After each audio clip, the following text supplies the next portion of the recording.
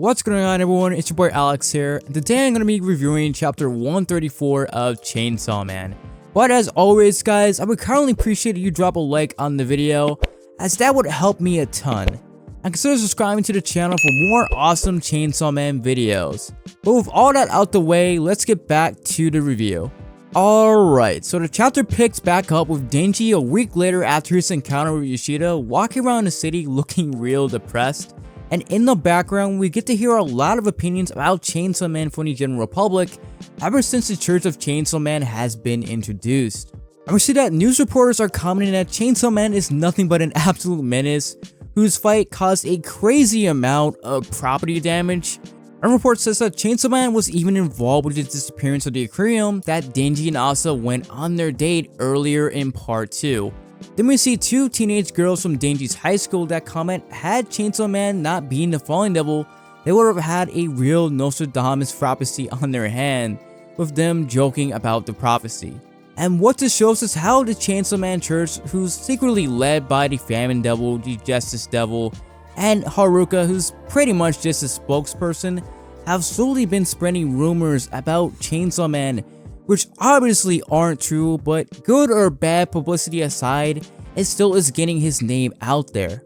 Then it cuts to Denji with the dogs doing Nayuta's hair, which on the surface is such a nice scene. It's actually kind of cute, until it kind of hits you that Denji bases Nayuta's hairstyle on Makima, which is pretty dark and just absolutely depressing to see.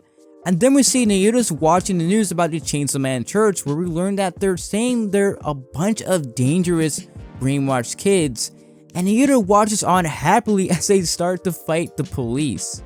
And in what is a surprising twist, Denji comments that the church's days are numbered because he doesn't plan on turning into Chainsaw Man anymore.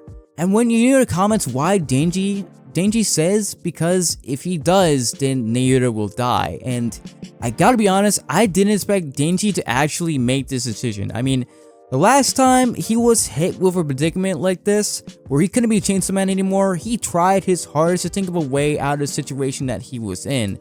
Although this time it really does seem like he's matured a lot more, because even though it seemed like last chapter that everything that Yoshida said pretty much went over Denji's head, Denji is smart enough to understand how his activities as Chainsaw Man is negatively affecting society in the wrong way, and how his actions could really impact the people he loves in a negative way. And I'm sure Denji knows very well already how public safety is. I mean, if you remember in part 1, when he was essentially public safety's war slave, or devil hunter slave, however the heck you want to call it, and he was being trained by Kishibe, when Power had asked if they could just run away, Denji knew straight up running away from them would just be a death sentence in itself. Like, he instantly knew there wasn't a way out for him. So Denji knows what it's like to experience loss as well, and he isn't looking to feel that pain again. So of course he's going to do what he has to do, even if it means giving up a piece of his freedom to keep the people he loves safe and to live a happy life. And later we see Nayuta questions Denji, are you sure that's what you want? And even though he says that is what he wants, Nayuta knows the truth already that it isn't really what Denji wants. And later on, we actually get an Easter egg with the door, which is obviously symbolizes Denji's trauma, but it's also how Denji and Vegeta would actually use to talk to one another. And in this scene, it's confirmed that Denji hasn't talked to Vegeta since the end of part 1. Which is kind of interesting considering that Vegeta just pretty much gave advice how to raise Nayuta, and then he sort of just dipped out.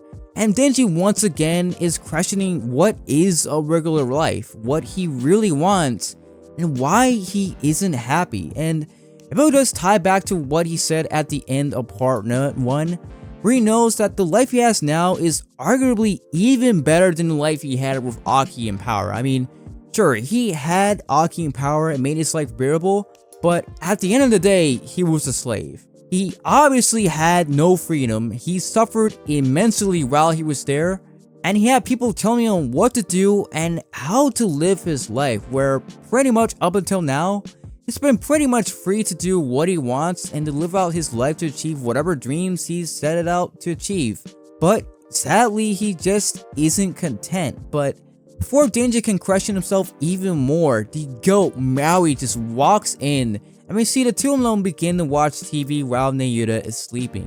And eventually Denji flips on over to a channel where a live debate is taking place between a politician and the Chainsaw Man Church with an audience in the background, where the politician rightfully says that recruiting teenagers with no real-world experience to fight protesters, let alone devils, is absolutely insane. And although it's not said that any of the kids that are sneaking out or going behind their parents' backs have been killed trying to hunt devils, it's heavily implied that they have been killed while trying to get back at the devils that may have caused them harm or to join in on the Chainsaw Man movement. We see the person the politician is debating with is Haruka, who reveals that despite the backlash the Chainsaw Man Church is getting, it seems now that the church has the full backing of the Japanese government because they've been given permission from the city of Tokyo and the Ministry of Defense to hunt down these devils, which is slowly showing us that they're gaining some level of political power in the country of Japan, which isn't a good thing. I mean, you look at a real life history book, it's never a good thing to see what is essentially a cult gain political power, especially when it's an organization which on the outside does have a very noble purpose, but I mean it is secretly ran by devils. And when the politician questions the beliefs of the Chainsaw Man Church, how they would even know what Chainsaw Man would even want them to do, Haruka reveals that he'll call Chainsaw Man, and Denji just looks just so shocked. And we actually see Denji run to the phone thinking that he's finally going to be gaining the recognition and the acknowledgement that he's always desired. And just when they're going to call Chainsaw Man, we get to reveal a fake Soul Man's human form, who reveals himself to be the real Chainsaw Man to the entire world. And we learned that story of how Fixo Man became who he was by making a contract with the Justice Devil.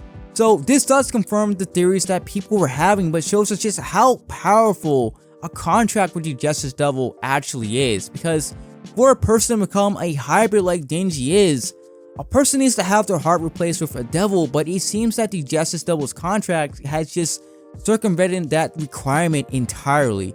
And then we get the reveal of Fixo Man's motivations for being Chainsaw Man, and according to him, it's to fight to create a world without devils.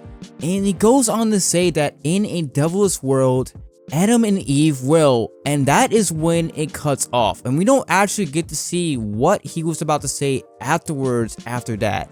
Now, obviously what Fixo Man is saying is likely a lie. I mean, a world without devils is something I'm sure the Famine Devil and the Justice Devil wouldn't want. I mean, they wouldn't be able to exist. But the last part does stick out to me and could have some meaning at some point in the story, especially when it got cut off by Denji, who begins to have a mental breakdown.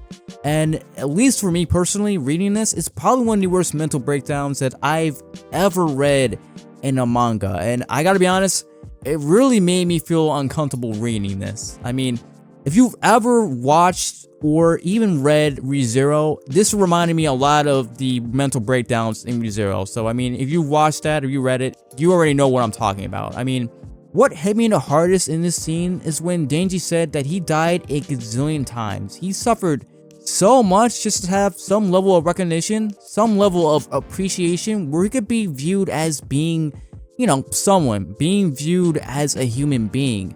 And this for me is the saddest panel so far in part 2 of Chainsaw Man, because the one thing that he had control over and gave him a purpose and self-worth, not only did he have to give it up, but now he has someone else taking credit for all the things that he achieved, all the suffering he had to endure, and sadly, there is absolutely nothing he can do about it.